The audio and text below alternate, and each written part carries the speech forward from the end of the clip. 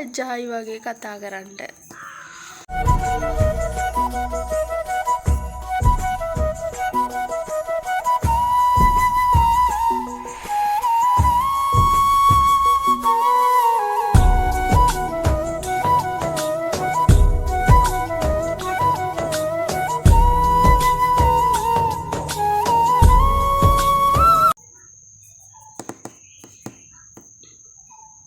මට මේක කියන්න මේ ලැජ්ජායි.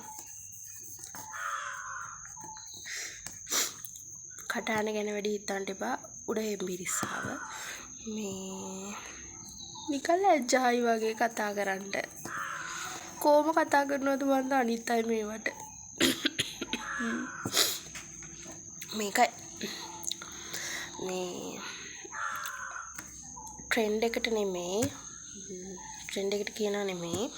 අර මේ මොකක්ද ඒකට කියන්නේ? හැමෝම අඳින විදිහට අඳින්න නැතුව චුට්ටි හරි වෙනසක් කරලා අඳින්න කැමති අය ඉන්නවනේ. මේක එහෙමයිට. මේ බ්ලවුස් එකක් කරා මේ ටිකක් අන්කොමන් කියලා හිතලා මේ ලිනන් මැටීරියල් එකෙන් හෑන්ඩ් එම්බ්‍රොයිඩර් කරලා කරපු එකක්. මේ සාම්පල් දෙක තුනක් මැහුවා. මහපු ඔක්කොම ටික ගියා. මේ ෆොටෝ එකෙන් බලන්න මම දාන්නම්. ඒක ගන්න පුළුවන්. කලර්ස් කස්ටමයිස් කරන්නත් පුළුවන්. ලිනන් වලින් යන්නේ. මේ ඩිසයින් එක තියෙන ඩිසයින් එකමයි. මේ සමහරට වෙනස් වෙන්නත් පුළුවන්. මේ එහෙම වුණොත් මම එක දානවා. ඒකේ සාම්පල් එකක් දානවා. දැනට තියෙන මේ ඩිසයින් එක විතරයි.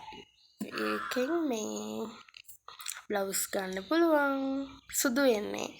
සුදු ලිනන් එකේ චාම් ඩිසයින් එකක්.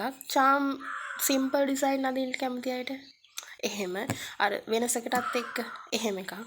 හරි ඉතින් වෙනස් එකක් උණු කඳුළු බිදු